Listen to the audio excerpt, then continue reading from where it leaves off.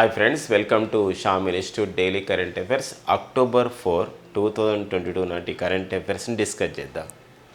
So మరి October 4, 2022 current అఫైర్స్లో ప్రధానమైన అంశంలో అక్టోబర్ 3 అండ్ అక్టోబర్ 4, 2022లో సో మరి భారత రాష్ట్రపతి ద్రౌపది ముర్ము గారు సో గుజరాత్లో పర్యటిస్తున్నారు అన్నమాట. ఎక్కడండి? గుజరాత్లో పర్యటిస్తున్నారు. ఈ పర్యటనలో భాగంగా సబర్మతి ఆశ్రమాన్ని సందర్శించడం జరుగుతుంది. సబర్మతి ఆశ్రమాన్ని సందర్శించడం జరిగింది. అంతేకాకుండా గుజరాత్లో సో మరి హర్ స్టార్ట్ అని చెప్పేసి ఒక సంబంధించినటువంటి హర్ స్టార్ట్ అంటే అర్థం ఏంటంటే మహిళలు పారిశ్రామికవేత్తలుగా ఎదగడానికి, మహిళలు అంకుర పరిశ్రమలని ప్రోత్సహించడానికి ఉద్దేశించిన కార్యక్రమమే కార్యక్రమమే ఏదంటే ఇది మనకి హర్ స్టార్ట్ అనే కార్యక్రమం. హర్ స్టార్ట్ అని చెప్పేసి ఒక స్టార్టప్ను కూడా వారు కార్యక్రమాన్ని అందరూ పాల్గొనడం అనేది జరుగుతుంది. కాబట్టి వెరీ వెరీ ఇంపార్టెంట్ అండి. భారత రాష్ట్రపతిగా ద్రౌపది ముర్ము ఎన్నికైన తర్వాత తొలిసారిగా విదేశీ పర్యటన ఏ దేశానికి చేయడం జరిగిందంటే ఇంగ్లాండ్ దేశానికి చేయడం జరిగింది. ఇంగ్లాండ్ రాణి అంటే ఎలిజబెత్ II మరణించిన తర్వాత వారి యొక్క అంత్యక్రియలకు హాజరు కావడం జరిగింది సెప్టెంబర్ 19, 2022. దాని తర్వాత బెంగళూరులో సో మన దేశీయంగా అయితే మన భారతదేశ పరంగా అయితే ఇక్కడ దేశంలో బెంగళూరులో పర్యటించారు వారు ఇటీవల కాలంలో, కర్ణాటక రాజధాని బెంగళూరులో. తర్వాత మళ్ళీ ఇప్పుడు గుజరాత్లో పర్యటిస్తున్నారు. కాబట్టి ఈ పర్యటన విషయంలో అక్కడ జరుగుతున్న ఇంపార్టెంట్ చూసుకోవాలి. సబర్మతి ఆశ్రమాన్ని సందర్శించారు.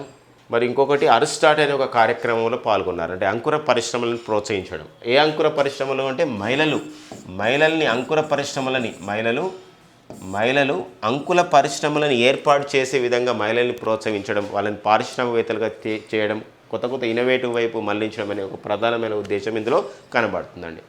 ఆల్రెడీ గుజరాత్ మనకు న్యూస్లో ఉందండి. ఎందుకు ఇలా న్యూస్లో మనకు ఉందంటే మొన్ననే మనకు గుజరాత్లో ఇప్పుడు జరుగుతున్నాయి 36వ జాతీయ క్రీడలు కూడా సో గుజరాత్లో నిర్వహిస్తున్నారు. అంతేకాకుండా ఇటీవల కాలంలో గుజరాత్లోని అహ్మదాబాద్లోనే సో మరి మెట్రో రైలు యొక్క ప్రాజెక్టును కూడా ప్రారంభించడం జరిగింది భారత ప్రధాని నరేంద్ర మోడీ గారు. కాబట్టి ఆ నేపథ్యంలో వచ్చినటువంటి సమాచారం అండి, ఈ ఇంపార్టెన్స్ చేసుకోవాలి. అంతేకాకుండా మన దేశంలో అంకుర పరిశ్రమలని ప్రోత్సహించడానికైతే 2016 జనవరి 16 మనకి ప్రారంభించారు. ఏంటంటే స్టార్టప్ ఇండియా అనే కార్యక్రమాన్ని కూడా ప్రారంభించడం జరిగింది. నెక్స్ట్ వచ్చేసి సుఖపైక నది. ఇది మనకి ఒడిషాలో ఉన్నటువంటి నది అండి. ఒడిషాలో ఉన్న ఈ నది కటక్ జిల్లాలో ఉంది. అయితే ఈ నది మొత్తము ఏమైందంటే ఉనికిని కోల్పోయింది, తను అంతరించిపోయింది ఆ నది మొత్తం కూడా. కారణం ఏంటంటే సంబంధించినటువంటి నది పరివాహక ప్రాంతాలని మొత్తం కూడా ఎలాంటి కాపాడడానికి ఎలాంటి చర్యలు తీసుకోకపోవడం, నది ఎక్కడైతే అది ఒరిజినేట్ అవుతుందో, ఎక్కడైతే అది జన్మిస్తుందో దాని దగ్గర సరైన చర్యలు చేపట్టకపోవడం. ఈ నేపథ్యంలో జాతీయ హరిత ట్రిబ్యునల్ అంటారు, NGT, జాతీయ హరిత ట్రిబ్యునల్ ఒడిషా ప్రభుత్వానికి ఒక ఆర్డర్ చేసింది, ఒక ఆజ్ఞాపించింది. ఏమని ఆర్డర్ చేసిందంటే ఈ సుఖపైక నదిని పునర్జీవనం చేయండి, మళ్ళీ కాపాడండి, దానికి చర్యలు చేపట్టండి అని చెప్పేసి ఒడిషా రాష్ట్ర ప్రభుత్వాన్ని సూచించింది అనమాట, ఒక ఆర్డర్ చేసింది. కాబట్టి ఇటీవల కాలంలో జాతీయ హరిత ట్రిబ్యునల్ చేత ఈ క్రింది ఏ నదిని పునర్జీవనం చేయాలని ఆ రాష్ట్ర ప్రభుత్వానికి ఒక ఆర్డర్ చేసింది, ఒక ఆజ్ఞాపించిందంటే అది సుఖపైక నది. ఏ రాష్ట్రంలో ఉంది? ఒడిషా. ఎక్కడుందంటే కటక్లో ఉంది. అలాంటి నేపథ్యం చూసుకోవాలండి.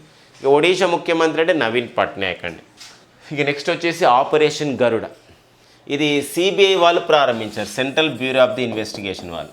మరి ఏంటి ఈ CBI వాళ్ళు ప్రారంభించిన ఇది ఆపరేషన్ గరుడ అంటే ఈ డ్రగ్స్ని అంటే మాదక ద్రవ్యాలని వివిధ దేశాల నుండి తీసుకొస్తున్నారు. అలాంటి వివిధ దేశాల నుండి తీసుకొస్తున్నట్టు మాదక ద్రవ్యాల కనెక్టివిటీని మనం తెలుసుకోవాలి, వాళ్ళని అరెస్ట్ చేయాలని ప్రధానమైన ఉద్దేశం అనమాట. అంటే ఇంటర్లింకింగ్ అనేది కనబడుతుంది. అంటే ఒక దేశం నుండి మరొక దేశానికి మాదక ద్రవ్యాలు సరఫరా చేసినప్పుడు ఇంటర్లింకింగ్ ఉంటుంది, అనుసంధానం. ఆ అనుసంధానాన్ని అరెస్ట్ చేయాలి, అక్కడ ఎవరైతే పాల్గొంటారో వారిపైన చర్యలు చేపట్టాలి అనేది ప్రధానమైన ఉద్దేశం. అంతర్జాతీయ లేదా వివిధ దేశాల నుండి భారతదేశానికి వచ్చే మాదక ద్రవ్యాలని పట్టుకోవడానికి, ఆ అనుసంధానతని దెబ్బతీయడానికి, దాన్ని నాశనం చేయడానికి, వాళ్ళని అరెస్ట్ చేయడానికి సెంట్రల్ బ్యూరో ఆఫ్ ఇన్వెస్టిగేషన్ ప్రారంభించినటువంటి ఒక కార్యక్రమమే ఆపరేషన్ గరుడ అండి. మనకి ఈ ఆపరేషన్స్ వాటిపైన ఖచ్చితంగా మన బిట్స్ అనేవి మనకు వస్తుంటాయి. ఇప్పుడు మనకి ఆపరేషన్ స్మైల్ అని చెప్పేసి అంటాం. సో మనకి ఆపరేషన్ స్మైల్ అనే కార్యక్రమంలో అయితే వీధి బాలలు కానివ్వండి, బాల కార్మికులు కానివ్వండి, వాళ్ళని స్కూల్లో చేర్పించే కార్యక్రమం ఆపరేషన్ స్మైల్ అంటాం, ఆపరేషన్ ముస్కాన్ అని కూడా పిలుస్తాం దాన్ని. ఇప్పుడు మనకి ఈ మధ్యలో ఆపరేషన్ గంగా అనేది ఒకటి కార్యక్రమం నడిచింది. ఏంటంటే అది ఆపరేషన్ గంగా అంటే ఏంటంటే ఈ యొక్క రష్యా ఉక్రెయిన్ యుద్ధ సమయంలో ఉక్రెయిన్లో చిక్కున్న భారతీయుల్ని స్వదేశాన్ని తీసుకురావడానికి ఆపరేషన్ గంగా అనే కార్యక్రమం నిర్వహించాం. 2021లో ఆపరేషన్ దేవిశక్తి అనే కార్యక్రమం నిర్వహించాం. అంటే ఇది ఆపరేషన్ దేవిశక్తి కార్యక్రమం ఏంటంటే ఆఫ్ఘనిస్తాన్లో ఈ యొక్క తాలిబాన్ల సంబంధించినటువంటి ఒక ఆక్రమించుకోవడం చేత ఆఫ్ఘనిస్తాన్ని అక్కడ చిక్కున్న భారతీయుల్ని కాబూల్ నుండి, ఆ దేశ రాజధాని కాబూల్ నుండి మన దేశాన్ని తీసుకురావడానికి చేపట్టింది ఆ కార్యక్రమం ఏంటంటే అది ఆపరేషన్ దేవిశక్తి అనే కార్యక్రమం. ఇలా మనకి ఇలాంటి కార్యక్రమం పైన మనకి అడుగుతున్న సందర్భం ఉంటుంది కాబట్టి ఆపరేషన్ గరుడ ఎవరు నిర్వహించారు, ఏ ఉద్దేశంతో నిర్వహించారు, అది ఇంపార్టెన్స్ అండి. ఇక నెక్స్ట్ వచ్చేసి ఇటీవల కాలంలో రోడ్డు ప్రమాదాలు అనేవి పెరుగుతున్న సందర్భం మనకు కనబడుతుంది. సో మనకి అంటే పర్టికులర్గా ఇక్కడ చూసినట్లయితే రోడ్డు ప్రమాదాల విషయంలో మనకి ఇటీవల మనం చూసామంటే ఇది గుజరాత్ నుండి మనకి మహారాష్ట్రకి వస్తున్న సందర్భంలో, ముంబైకి వస్తున్న సందర్భంలో సైరస్ పల్లోంజి మిస్త్రీ అంటారండి. సైరస్ పల్లోంజి మిస్త్రీ ఒకప్పుడు వారు టాటా గ్రూప్కి చైర్మన్ కూడా పనిచేశారు. వారు రోడ్డు ప్రమాదంలో మరణించడం జరిగింది. ఇలా కాబట్టి ఈ నేపథ్యంలో ministry of the road transport and highways అంటే జాతీయ రహదారుల మంత్రిత్వ శాఖ కీలక నిర్ణయం తీసుకుంది. ఈ యొక్క ఎయిర్ బ్యాగ్స్ అనేది కొన్ని వాటిలలో 2 ఉంటున్నాయి, 2 ఎయిర్ బ్యాగ్స్ మాత్రమే ఉంటున్నాయి. అలా కాకుండా వచ్చే సంవత్సరం అక్టోబర్ 1 నుండి 2023 అక్టోబర్ 1 నుండి ప్యాసింజర్స్ కార్లలో అంటే ప్రయాణికులు ఉండే కార్లల్లో ఖచ్చితంగా 6 ఎయిర్ బ్యాగ్స్ని వాళ్ళు పెట్టాలి. ఎవరైతే కార్లను తయారు చేస్తున్నారో కారు మ్యానుఫ్యాక్చరర్స్ అని చెప్పేసి ఒక సంబంధించిన ఆర్డర్ ఇచ్చింది, ఒక సంబంధించినటువంటి ఆజ్ఞాపించడం జరిగిందనమాట. ఇది ఎవరు చెప్పడం జరిగిందంటే ministry of the minister for road transport and highways అయినటువంటి నితిన్ గడ్కరీ ప్రకటించడం జరిగింది. కాబట్టి ప్రయాణికుల యొక్క భద్రత గురించి, కార్లలో ప్రయాణించే ప్రయాణికుల భద్రత గురించి అక్టోబర్ 1, 2023 నుండి ఎన్ని ఎయిర్ బ్యాగ్స్ని పెట్టాల్సిన అవసరం ఉంటుంది కార్లల్లో అంటే ప్యాసింజర్ కార్లల్లో 6 ఎయిర్ బ్యాగ్స్ని పెట్టాల్సిన అవసరం ఉందని చెప్పేసి ministry of the road and transport highways వాళ్ళు ఒక ఉత్తర్వు జారీ చేయడం జరిగింది. ఇక నెక్స్ట్ వచ్చేసి మనకి యూజీసీ అంటే ఏంటంటే యూజీసీ అంటే యూనివర్సిటీ గ్రాంట్స్ కమిషన్ అని చెప్పేసి అంటామండి. యూజీసీ అనగా యూనివర్సిటీ గ్రాంట్స్ కమిషన్ అంటాం. మరి యూనివర్సిటీ గ్రాంట్స్ కమిషన్ ఒక రూలింగ్ ఇచ్చింది, ఒక సంబంధించిన నిర్ణయం తీసుకుంది. దేశంలో ఈ ఉన్నత విద్యా సంస్థల్లో 25% సీట్లని విదేశీయులకు కేటాయించాలని ఒక నిర్ణయం చేసుకోవడం జరిగింది. ఇది ఒక విద్యా వ్యవస్థలో ఇది ఒక గొప్ప మార్పుగా, గొప్ప విషయంగా చెప్పవచ్చు. ఎందుకోసం అంటే విదేశాలకు మన వాళ్ళు చదువుకోవడానికి వెళ్తున్నారు, కానీ మరి విదేశాల నుండి మన భారతదేశం రాబోతున్నారనే విషయం ఇక్కడ అర్థమవుతుందన్నమాట. అంటే దేశంలో మన భారతదేశంలో విదేశీ విద్య కంటే విదేశీయులు వచ్చి చదివే విద్యకి ఇంపార్టెన్స్ ఇస్తున్నారు, విదేశీయులు కూడా మన భారతదేశంలో చదువుకోవడానికి ఇష్టపడుతున్నారు అని చెప్పేసి చెప్తుంది. గతంలో మనము కొన్ని విశ్వవిద్యాలయాలు, మన ప్రాచీన విశ్వవిద్యాలయాలు, ఇప్పుడు నలంద లాంటి విశ్వవిద్యాలయాల్లో విదేశీయులు వచ్చి చదువుకున్నారని చెప్పేసి మనము చారిత్రాత్మకంగా ఎన్నో విషయాలు మనం నేర్చుకుంటాం. కానీ ఇప్పుడు మనకి ఈ యొక్క ఆధునిక యుగంలో 25% సీట్లని ఫారిన్ స్టూడెంట్స్కి ఉన్నత విద్యా సంస్థల్లో వాళ్ళకి కేటాయించాలని యూజీసీ రూలింగ్ ఇవ్వడం అనేది ఇప్పుడు న్యూస్లో ఉందన్నమాట. కాబట్టి ఆ నేపథ్యం చూసుకోవాలండి. మరి యూజీసీకి యూనివర్సిటీ గ్రాంట్స్ కమిషన్ ప్రజెంట్ చైర్మన్గా పనిచేస్తున్న వారు మన తెలుగు వారైనటువంటి ప్రొఫెసర్ మామిడాల జగదీష్ కుమార్ అండి. ప్రొఫెసర్ మామిడాల జగదీష్ కుమార్ గారు మన తెలుగువారు, నల్గొండ జిల్లా తిప్పర్తికి చెందినవారు. వీరు ప్రజెంట్ అయితే యూజీసీకి యూనివర్సిటీ గ్రాంట్స్ కమిషన్కి చైర్మన్గా పనిచేస్తున్నారు. జల్ జీవన్ మిషన్ అండి. జల్ జీవన్ మిషన్ పైన మనకి హిందూలో ప్రముఖ ఇంగ్లీష్ దినపత్రిక హిందూలో ఒక ఆర్టికల్ రావడం జరిగింది. జూన్ 2022 నాటికి గ్రామీణ ప్రాంతాల్లో 52% కుటుంబాలకి 52% ఇళ్ళకి కుటుంబాలకి కుళాయి కనెక్షన్ లేదా నల్ల కనెక్షన్ ఉంది. మంచినీటిని అందించే కుళాయి కనెక్షన్ అనేది ఉంది. ఇప్పుడు మనకి సెప్టెంబర్ 2022 నాటికైతే దేశంలో గ్రామీణ ప్రాంతాల్లో 62% rural houses in India got ఏంటంటే ఇక్కడ ట్యాప్ కనెక్షన్ అనమాట. సో ఇక్కడ దీన్ని మనం ఏమంటామంటే జల్ జీవన్ మిషన్ కార్యక్రమం ద్వారా నిర్వహిస్తున్నారు. ఫ్రెండ్స్, మనందరూ కూడా తెలుసు 2019లో జూలైలో మనకి జూలై 1న జలశక్తి మంత్రిత్వ శాఖ వచ్చింది. 2019 ఆగస్టు 15న జల్ జీవన్ అభియాన్ అనే కార్యక్రమాన్ని ప్రారంభించారు. 2024 సంవత్సరం నాటికి బై ద 2024 నాటికి దేశమంతా కూడా FHTC కావాలి. FHTC అంటే ఏంటంటే functional house hold tap connections అంటామండి. FHTC అంటే ఏంటంటే functional house hold tap connections అని చెప్పేసి ట్యాప్ కనెక్షన్ అని అంటాం. ట్యాప్ కనెక్షన్ అంటే అర్థమైంది. FHTC అంటే 100% ప్రతి ఇంటికి కుళాయిల ద్వారా నల్లల ద్వారా వాటర్ అందించాలి.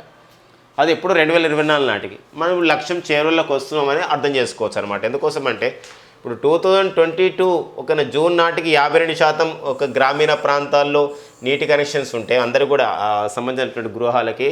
ఇప్పుడు సెప్టెంబర్ 2022 నాటికి 62% పెరిగింది. సో ఇప్పుడు మొత్తం పట్టణ ప్రాంతాల్లో కొంచెం వేగంగా ఉంటుంది ఈ నల్ల కనెక్షన్స్. ఎందుకోసం అంటే ఇక్కడ అవసరం ఉంటుంది కాబట్టి గ్రామీణ ప్రాంతాలు కూడా చేరుస్తున్నారు కాబట్టి మనం లక్ష్యాన్ని చేరువలు ఉందని చెప్పొచ్చు అనమాట. ఇది మనకి జల్ జీవన్ మిషన్. సో ఈ యొక్క ఈ డేటా పైన కూడా క్వశ్చన్స్ అనేది మనకి రావచ్చు అనమాట రాబో కాంపిటేటివ్ ఎగ్జామ్లో. సో అది మన ప్రజెంట్ అయితే కేంద్ర జలశక్తి శాఖ మంత్రిగా ఎవరు పనిచేస్తున్నారంటే వారు గజేంద్ర సింగ్ షెకావత్. సో ఆ నేపథ్యం కూడా చూసుకోవాలండి. ఇంకొక విషయం గమనించాలి, క్వశ్చన్స్ అడిగే విధానం చూస్తే భారతదేశంలో జల్ జీవన్ అభియాన్ కార్యక్రమాన్ని ప్రారంభించారు 2019 ఆగస్టు 15న భారత ప్రధాని నరేంద్ర మోడీ గారు ఎర్రకోట నుండి జాతిని ఉద్దేశించి మాట్లాడుతూ స్వాతంత్ర దినోత్సవం సందర్భంగా జల్ జీవన్ అభియాన్ కార్యక్రమాన్ని ప్రారంభించారు. ఈ జల్ జీవన్ అభియాన్ కార్యక్రమాన్ని నిర్వహించడానికి ఏర్పాటు చేసింది జల్ జీవన్ మిషన్. దీని యొక్క లక్ష్యం ఏంటంటే 2024 నాటికి మన దేశంలో ప్రతి ఇంటికి, అది పట్టణ ప్రాంతం కావచ్చు గ్రామీణ ప్రాంతం కావచ్చు, ప్రతి ఇంటికి తాగునీటిని అందించాలి కుళాయిల ద్వారా. ఇప్పుడు అట్లా లక్ష్యం చేరువలో ఉన్నామని చెప్పొచ్చు అనమాట. ఇప్పుడు ఆల్రెడీ అర్ఘర్ జల్ ప్రోగ్రామ్ అనేది ఏర్పాటు చేశారు. ఇప్పుడు గోవా రాష్ట్రం అయితే ఇప్పుడు 100% ట్యాప్ కనెక్షన్స్ ఉన్నాయి అక్కడ గోవా రాష్ట్రంలో. తెలంగాణ రాష్ట్రం అలానే సాధించింది. అండమాన్ నికోబార్ దీవులు కానివ్వండి, ఇలా హర్యానా రాష్ట్రం కానివ్వండి, ఇలా మనకు సాధించిన విషయం గమనించాల్సిన అవసరం ఉంటుంది. ఈ డేటా ఇంపార్టెన్స్ అండి ఎగ్జాంపుల్. FSI రిపోర్ట్ అంటాం. అంటే ఏంటంటే forest survey of the India. మనకి ఇందులో ఇచ్చినటువంటి ఒక ఆర్టికల్ అండి ఇది. ఫారెస్ట్ సర్వే ఆఫ్ ఇండియా ఒక రిపోర్ట్ ఇచ్చారు. అంటే forest survey of the India report ప్రకారం ఏమైందంటే ఇప్పుడు దేశంలో ఈ యొక్క టైగర్ సఫారీ, అంటే టైగర్స్ని చూడడానికి వాహనాల ద్వారా వెళ్ళి చూడొచ్చు అని చెప్పేసి ఒకటి టైగర్ సఫారీస్ అనేది ఏర్పాటు చేస్తారు. ఇది ఆఫ్రికా లాంటి ఖండాలు చాలా ఫేమస్ ఉంటాయి. మన దేశంలో కూడా ఇటీవల కాలంలో మధ్యప్రదేశ్లో స్టార్ట్ చేశారు. అయితే ఈ టైగర్ సఫారీ విషయంలో పర్టికులర్గా కార్బెట్ రిజర్వ్లో, ఈ జిమ్ కార్బెట్ సంబంధించినటువంటి ప్రాంతంలో, జిమ్ కార్బెట్ మనకు ఒక టైగర్ రిజర్వ్ ప్రాంతంలో ఈ యొక్క టైగర్ సఫారీ ప్రాజెక్ట్ గురించి 6000 చెట్లను నరికేశారని చెప్పేసి మనకి forest survey of India report తెలిపింది. ఎందుకోసం అంటే టైగర్ సఫారీ ఇంపార్టెంట్ పర్యాటక రంగాన్ని ఊతమివ్వడానికి, ఎట్ ద సేమ్ టైం ఎన్విరాన్మెంట్ని పర్యావరణాన్ని కాపాడడం కూడా ఇంపార్టెంట్. కాబట్టి ఇక్కడ 6000 ట్రీస్ని 6000 చెట్లని నరకడిన సంఘటన అనేది ఏ విషయంలో జరిగింది అంటే ఈ కార్బెట్ రిజర్వ్లో జరిగింది. జిమ్ కార్బెట్ రిజర్వ్లో ఈ టైగర్ సఫారీ ప్రాజెక్ట్ గురించి అని చెప్పేసి forest survey of India report అనేది ఇవ్వడం జరిగిందండి. సో ఆ నేపథ్యం మనం చూసుకోవాల్సిన అవసరం ఉంటుంది. ఇది ఫారెస్ట్ సర్వే ఆఫ్ ఇండియా. ఎందుకోసం అంటే దేశంలో అయితే మనకు టైగర్స్ అనేది పెరుగుతున్నాయి. ఒకప్పుడైతే మన దేశంలో 1900 సంవత్సరంలో అయితే 1900 సంవత్సరంలో అయితే ఒక 40,000 టైగర్స్ ఉన్నాయని ఒక అంచనా చేశారు. అంటే ఇందులో ఇచ్చిన ఆర్టికల్ ప్రకారం అయితే. కానీ రాను టైగర్స్ అనేది తగ్గిపోయినాయి. అందుకోసమే 1973లో అయితే మన దేశం ఒక టైగర్ ప్రాజెక్ట్ని ఏర్పాటు చేసింది. టైగర్ రిజర్వ్స్ని ఏర్పాటు చేయడానికి 1973లో టైగర్ ప్రాజెక్ట్ని ఏర్పాటు చేసింది. మరి టైగర్ ప్రాజెక్ట్ని ఏర్పాటు చేసి 9 టైగర్ రిజర్వ్లు ఉండేది. అప్పుడు 1973లో 9 టైగర్ రిజర్వ్స్ ఉండేది. ఇప్పుడు దేశంలో అయితే టైగర్స్ని మరింతగా సంరక్షించాలనే ఉద్దేశంతో 2005లో మనకు NTCA ఏర్పాటు చేశారు. NTCA అనగా నేషనల్ టైగర్ కన్జర్వేషన్ అథారిటీ ఏర్పాటు చేశారు. NTCA 2005లో ఏర్పాటు చేసి 2006లో దీనికి చట్టబద్ధ హోదా కూడా ఇచ్చారన్నమాట. స్టాట్యూటరీ ఒక బాడీగా చేశారు, ఒక చట్టబద్ధ ఒక సంస్థగా నేషనల్ టైగర్స్ కన్జర్వేషన్ అథారిటీ. అందుకోసమే మనం ప్రతి సంవత్సరం అంటే ప్రతి 4 సంవత్సరాలకు ఒకసారి 2006 నుండి ఎస్టిమేషన్ ఆఫ్ ది టైగర్స్ అంటే పులుల సేకరణ కూడా మనం జరుపుకుంటున్నాం. ఇప్పుడైతే మన దేశంలో 2018లో మనం ప్రకటించినటువంటి టైగర్ ఎస్టిమేషన్ ప్రకారం దేశంలో 2967 పులులు కూడా ఉన్నాయి. అంతేకాకుండా ఇప్పుడు దేశంలో మొన్నటి వరకు 53 టైగర్ రిజర్వ్స్ని ఏర్పాటు చేశారు. 53 టైగర్ రిజర్వ్స్ అంటే ప్రారంభంలో 9 టైగర్ రిజర్వ్స్ ఉన్నాయి, ఇప్పుడు 53 టైగర్ రిజర్వ్స్ వచ్చినాయి. మన 53వ టైగర్ రిజర్వ్గా మనకి శ్రీ గురు ఘాసీదాస్ టైగర్ రిజర్వ్ను ప్రకటించారు. ఇటీవల కాలంలో 2 days బ్యాక్ మనం డిస్కస్ చేసాం మన డైలీ కరెంట్ అఫైర్స్లో 54వ టైగర్ రిజర్వ్గా మనకి ఉత్తరప్రదేశ్లోని రాణిపూర్ టైగర్ రిజర్వ్ని ప్రకటించడం జరిగింది. దీంతో మన దేశంలో 54 టైగర్ రిజర్వ్స్ అయినట్టు అయిందనమాట. మరి ఇప్పుడు ఉత్తరప్రదేశ్లో 4వ టైగర్ రిజర్వ్గా రాణిపూర్ టైగర్ రిజర్వ్ అనేది ఏర్పాటు చేయబడింది. ఇది బుందేల్ఖండ్ ప్రాంతంలో ఏర్పాటు చేసినట్లు కూడా మనం డిస్కస్ చేసుకోవడం జరిగిందండి. ఇది మనకి forest survey of India report సందర్భంగా వచ్చినటువంటి సమాచారం. నెక్స్ట్ వచ్చేసి యుఎన్ఎస్సి రిజల్యూషన్ అంటే ఇక్కడ ఏంటంటే రష్యా ఉక్రెయిన్ సంక్షోభ సమయంలో ఉక్రెయిన్ యుద్ధం అండ్ సంక్షోభం కొనసాగుతున్న సందర్భంలో రష్యా ఈ ఉక్రెయిన్లోని కెర్సన్, జపరోజియా, లుహెన్స్క్, డొనెట్స్క్ ఈ 4 ప్రాంతాల్లో రెఫరెండం నిర్వహించింది. ప్రజాభిప్రాయ సేకరణ నిర్వహించి రష్యా ఈ 4 ప్రాంతాలని తన సంబంధించిన భూభాగంలో మేము చేర్చుకున్నట్టు ప్రకటించింది. ఈ విషయం పైన ఉక్రెయిన్ ఏం చేసిందంటే యునైటెడ్ నేషన్స్ సెక్యూరిటీ కౌన్సిల్లో ఈ యొక్క అమెరికా చేత ఒక సంబంధించినటువంటి ఒక తీర్మానం చేపిస్తుంది అనమాట. ఏదో ఒక రిఫరెండం అంటే ఇక్కడ ఇండియా మనకు ఈ యొక్క కండెమ్నింగ్ ద రష్యా రిఫరెండం అంటే ప్రజాభిప్రాయ సేకరణ. ఈ యొక్క ఉక్రెయిన్లో భౌగోళిక ప్రాంతంలో జియోగ్రఫికల్ ఏరియాలో ఉన్న ఈ కెర్సన్, జపరోజియా, లుహెన్స్క్, డొనెట్స్క్ ప్రాంతాలని అక్కడ రెఫరెండం నిర్వహించి వాళ్ళు ఉక్రెయిన్లోని ఈ ప్రాంతాలని అక్కడ రెఫరెండం నిర్వహించి మన రష్యాలోని ప్రాంతంలోకి రష్యా భూభాగంలోకి విలీనం చేసుకోవడం ఇది విరుద్ధం, ఇది అంతర్జాతీయ సంబంధించినటువంటి ఒక నియమాల ప్రకారం అని చెప్పేసి ఉక్రెయిన్ ఫిర్యాదు చేసినప్పుడు తీర్మానం జరిగింది. ఆ తీర్మానం జరిగినప్పుడు మనం ఏంటంటే ఇండియా అబ్స్టైన్ చేయడం జరిగిందంటే అబ్స్టైన్ చేయడం అంటే ఏంటంటే ఆ తీర్మానంలో ఓటింగ్లో పాల్గొనలేదు, యథాతథ స్థితిలో పాల్గొనలేదని చెప్పేసి ఉందన్నమాట. కాబట్టి అది మనకు న్యూస్లో ఉంది. యుఎన్ఎస్సి రిజల్యూషన్లో భారతదేశం ఎలా ఉంది, ఈ యొక్క పర్టికులర్గా రష్యా సంబంధించినటువంటి రష్యా దేశం ఈ 4 ప్రాంతాలు ఉక్రెయిన్లోని 4 ప్రాంతాలపైన రిఫరెండం నిర్వహించడంలో అని చెప్పేసి ఒకటి న్యూస్లో మనకు ఉందన్నమాట. ఫైనల్గా అయితే 2014లో ఉక్రెయిన్లోని క్రిమియా ప్రాంతాన్ని రష్యా వశపరుచుకుంది. మళ్ళీ ఇప్పుడు ఈ యుద్ధ ఫలితంగా ఏమైందంటే యుద్ధ ఫలితం అంటే ఇంకా కొనసాగుతుంది అనుకోండి యుద్ధ ఫలితంగా అయితే కెర్సన్, జపరోజియా, లుహెన్స్క్, డొనెట్స్క్ ప్రాంతాలు కూడా ఈ ఉక్రెయిన్లోని ఈ ప్రాంతాలు కూడా రష్యాలో చేరినట్టు అయిపోయిందనమాట. ఓకేనండి. కానీ దీనిపైన ఇలాంటి తీర్మానం వచ్చినప్పుడు మాత్రం మన భారతదేశం అయితే తీర్మానానికి దూరంగా ఉంది, అబ్స్టైన్ చేయడం జరిగిందనమాట. ఓకేనా. నెక్స్ట్ వచ్చేసి మనకి జురాంగ్ రోవర్ అండి. ఈ జురాంగ్ రోవర్ అనేది చైనా పంపించింది. చైనా దేశం ఏ సంబంధించిన గ్రహం మీదకి పంపించింది? మార్స్ అంటే అంగారక గ్రహం మీదకి పంపించింది. ఈ అంగారక గ్రహం మీద పంపించిన జురాంగ్ రోవర్ తన యొక్క అన్వేషణలో భాగంగా అక్కడ అంగారక గ్రహం మీద గతంలో కొన్ని సంవత్సరాల కింద ఘోరమైనటువంటి తుఫాన్లు వచ్చాయి, ఫ్లడ్స్ వచ్చాయి, వరదలు వచ్చాయని చెప్పేసి కనిపెట్టారు. ఆ వరదలు వచ్చిన ప్రాంతాన్ని కూడా కనిపెట్టింది ఈ జురాంగ్ రోవర్. దాన్ని ఉతోపియా ప్లానేషియా అని చెప్పేసి ఒకటి పేరుతో పిలవడం జరుగుతుందన్నమాట. కాబట్టి యుతోపియా ప్లానేషియా అనేది ఇటీవల కాలంలో ఎక్కువగా వరదలు వచ్చిన ప్రాంతంగా ఈ క్రింది ఏ రోవర్ చేత మార్స్ ప్లానెట్ పైన కనుగొనబడింది అంటే చైనా యొక్క రోవర్ చేత కనుగొనబడింది. చైనా యొక్క రోవర్ పేరు ఏం పేరంటే జురాంగ్ రోవర్. జురాంగ్ రోవర్ అండి. అది ఆల్రెడీ మరి మార్స్ ప్లానెట్ పైన అంగారక గ్రహం మీద ఈ అరుణ గ్రహం మీద మరో రోవర్ కూడా పనిచేస్తుంది. అది పర్జవరెన్స్ రోవర్. ఈ పర్జవరెన్స్ రోవర్ అనేది ఏ దేశానికి చెందిందంటే ఇది అమెరికా దేశానికి చెందింది. అమెరికా అంతరిక్ష పరిశోధన సంస్థ నాసాకు చెందింది. నాసా అనగా నేషనల్ ఏరోనాటికల్ స్పేస్ అడ్మినిస్ట్రేషన్ అంటామండి. నెక్స్ట్ వచ్చేసి ప్రపంచ క్రీడా చరిత్రలో ఒక సంబంధించినటువంటి దుర్ఘటన జరిగింది న్యూస్లో. ఇప్పుడు మనకి ఏంటంటే అది ఒక ఫుట్బాల్ మైదానంలో ఏదంటే ఇండోనేషియాలో ఒక ఫుట్బాల్ మైదానం, తూర్పు జావా ప్రాంతంలోని మలాంగ్ అనే ప్రాంతంలో ఒక ఫుట్బాల్ మైదానంలో లోకల్ టీం స్థానికంగా ఉన్నటువంటి అరేమియా క్లబ్ అనే ఒక ఫుట్బాల్ టీం, సురబాయ్ అనే క్లబ్ అనే ఒక ఫుట్బాల్ టీం పాల్గొనడం జరిగింది.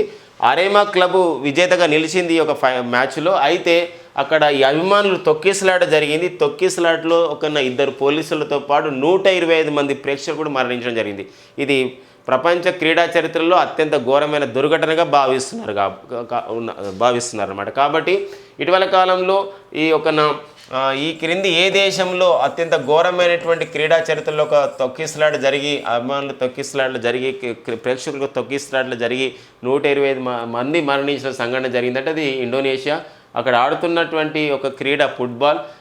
పాల్గొన్నటువంటి టీం లేదంటే అరేమా క్లబ్, సురాబాయ్ క్లబ్. గెలిచిన టీం అయితే అరేమా. ఇది ఎక్కడ జరిగింది? ఇండోనేషియాలో, అంటే తూర్పు జావా ప్రాంతం మలాంగ్లో జరిగిందండి. ఓకేనా? సో ఇవండి మనకి అక్టోబర్ 4, 2022 ఉన్న ముఖ్యమైన ఎగ్జామ్ ఓరియంటెడ్ కరెంట్ అఫైర్స్ అండి. Thank you friends and all the best.